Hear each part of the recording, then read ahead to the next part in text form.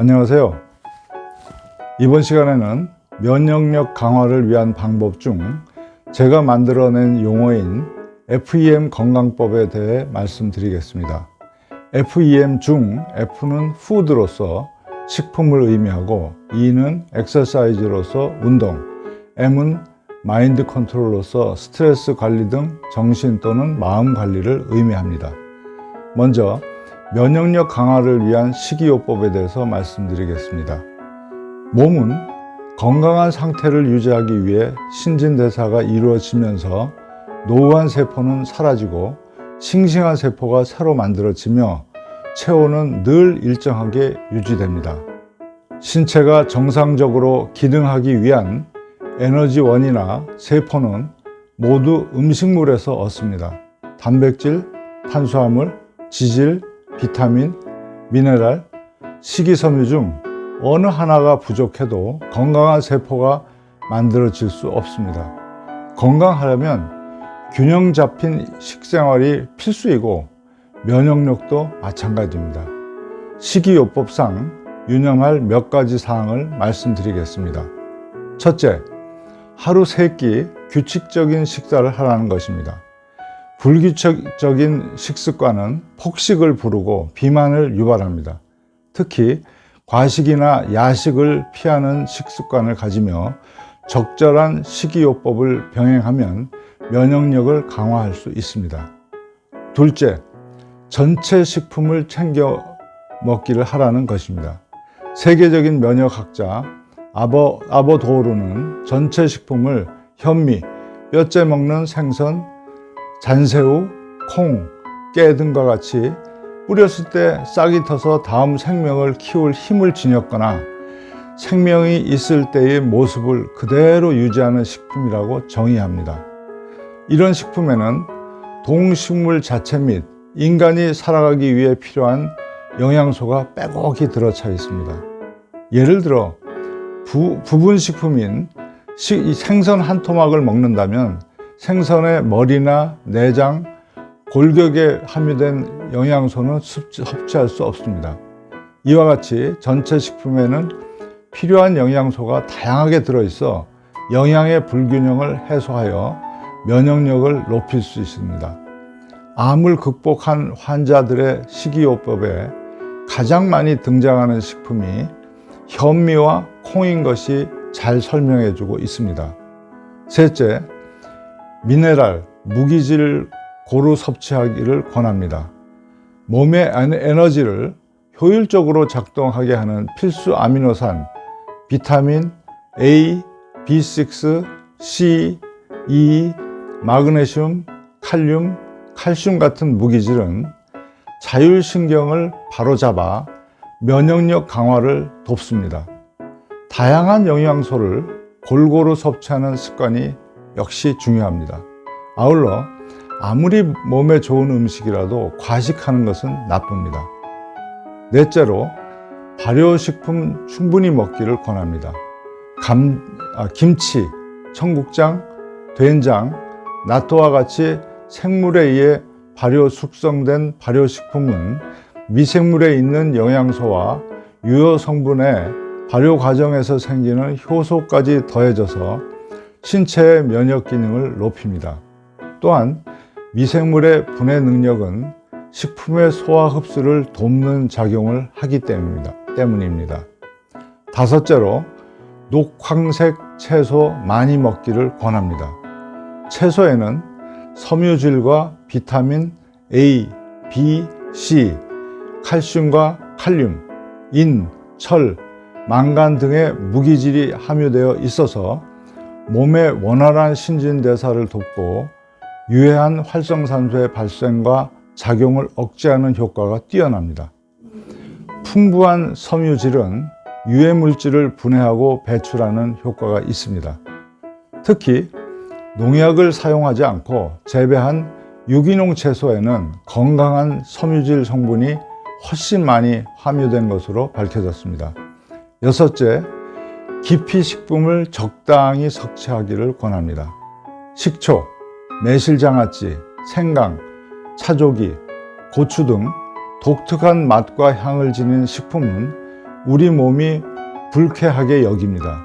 이러한 맛을 가진 것이 우리 몸에 들어오면 방어 반응으로 인해서 위장의 활동이 활발해지면서 그것을 배설하고자 하는데, 이 과정에서 부교감신경 우위 상태가 되어 스트레스 해소 등 건강에 좋은 효과가 생기는 것입니다.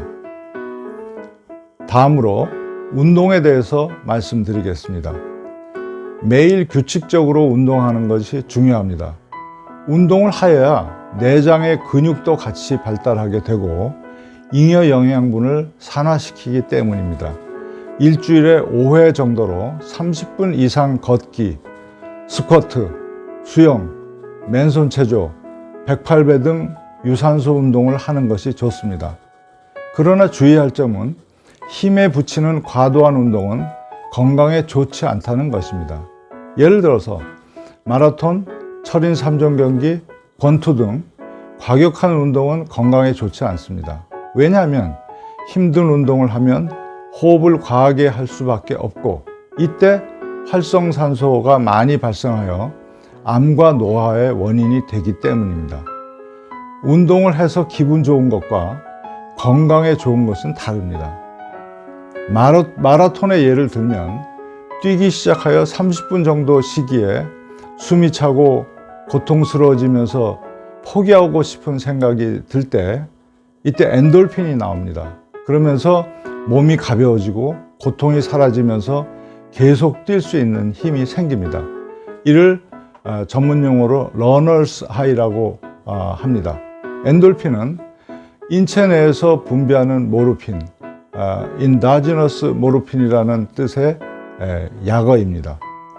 고문, 심한 운동, 섹스 시 여성의 오르가즘 도달 때에 분비됩니다. 즉, 엔돌핀은 극심한 고통을 이겨낼 수 있도록 뇌에서 분비되어 극도의 희열을 주는 물질로서 쾌락 강도가 매우 높습니다. 그렇기 때문에 운동 중독이 생기는 것입니다. 그래서 운동 중독보다는 차라리 운동을 하지 않는 것이 낫다라는 말이 있을 정도입니다. 몇 년 전에 원광대에서 직업별 수명을 조사한 적이 있습니다. 단명 2위가 놀랍게도 체육인이었습니다. 체육인이 운동이 부족해서 단명하겠습니까? 아닙니다. 활성산소 때문입니다. 주변에 마라톤 하는 분들을 보면 각종 통증에 시달리고 나이가 더 들어 보이는 등 부작용이 있는 것을 아시고 적당한 양의 운동을 하시기 바랍니다. 참고로 저는 헬스클럽에서 간 적이 없이 집에서 아침에 108배, 싯업, 푸시업 등을 하며 매일 30-40분씩 10여 년간 운동하고 있습니다. 다음으로 마인드 컨트롤에 대해서 말씀드리겠습니다. 원시시대로 돌아가서 생각해 보겠습니다. 맹수가 습격하거나 또 사냥을 한다고 가정해 보겠습니다. 맹수가 공격해 올 때 대처하거나 사냥하기 위해서는 우리 인체는 혈압, 혈당, 콜레스테롤 수치를 높이고 교감신경 우위 상태로 만듭니다. 원시시대 맹수에 해당하는 것이 현대인에게는 스트레스입니다. 우리나라 사람들은 이루 말할 수 없을 만한 스트레스에 시달리고 있을 수밖에 없습니다. 적당한 스트레스는 생활의 활력소가 되지만 과도한 스트레스는 만병의 근원으로서 암, 고혈압, 당뇨, 고지혈증 등 생활습관병의 원인이 됩니다. 따라서 현대인의 스트레스 관리는 매우 중요합니다.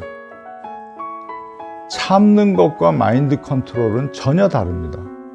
미국의 네이비어 교수에 의하면 타입 A인 화가 나면 바로 내지르는 성격의 사람은 심장마비, 뇌졸중 등 심혈관 질환이 잘 생기고 타입 C형인 화가 나도 잘 참는 사람은 암에 잘 걸린다고 합니다. 참는 사람도 중병에 걸리고 화를 내도 중병에 걸리는데 어떻게 해야 될까요? 화가 나지 않도록 되어야 합니다. 마인드 컨트롤 수행을 하면 화가 나지 않도록 해줍니다. 마인드 컨트롤의 유용한 활동으로는 호흡, 명상, 기도 등이 좋습니다. 호흡의 효과를 과소평가해서는 안 됩니다. 화가 날 때 복식호흡이나 단전호흡을 몇 번 하면 화가 풀리는 것을 경험하였을 것입니다. 우리 몸속에는 자율신경계가 작동하고 있는데, 예를 들어 더우면 땀이 나고, 음식을 섭취하면 소화시키고, 뛰어서 숨이 차면 심장 박동수를 늘리는 등 작용을 합니다. 즉, 상황 변화에 자율신경이 알아서 대처하며 우리 마음대로 통제할 수 없는 것인데, 이러한 작용을 하는 것이 교감신경과 부교감신경입니다. 그런데 이런 자율신경의 조절작용에 유일한 예외가 있습니다. 그것은 호흡입니다. 즉, 복식호흡이나 단전호흡 등 깊은 호흡을 하면 긴장할 때 활성화되는 교감신경이 억제되고, 편안할 때 작동되는 부교감신경이 우위가 되어 스트레스에 강한 상태가 됩니다. 딱딱한 의자에 앉아서 정기적으로 호흡하고 명상 수행하는 과정에서 생기는 편안한 마음은 겪어보지 않은 분은 모르는 큰 효과가 있습니다. 제 경우에는 10여 년간 108배 운동을 하면서 저절로 단전호흡이 되고 고혈압 수치도 떨어지는 효과를 보았습니다.